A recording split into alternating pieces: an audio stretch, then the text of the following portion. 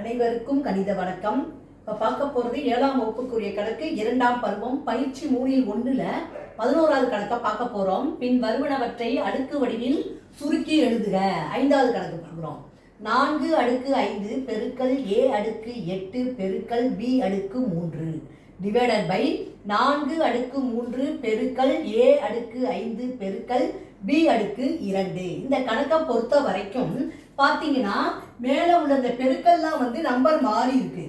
இது எந்த விதியை பயன்படுத்தி இந்த கணக்கை செய்ய போகிறோம் அப்படின்னு பார்த்தீங்கன்னா இது a அடுக்கு m டிவைடட் பை a அடுக்கு n வகுத்தல் விதி. அந்த வகுத்தல் விதியை பொறுத்த வரைக்கும் அடுக்குகளை கழிக்க வேண்டும்.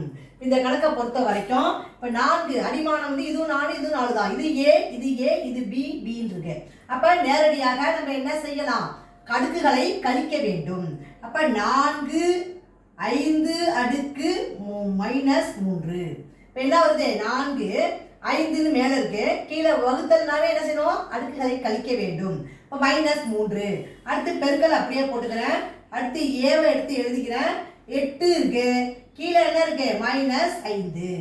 அடுத்து பெருக்கல் b எழுதிக்கிறேன். 3 இருக்கு, கீழே -2. இப்போ நம்ம என்ன செய்யணும்? கழிச்சு போட போகிறோம். 4 5 அடுக்கு 3 அதை கழிச்சோம்னா 2 கிடைச்சிரும்.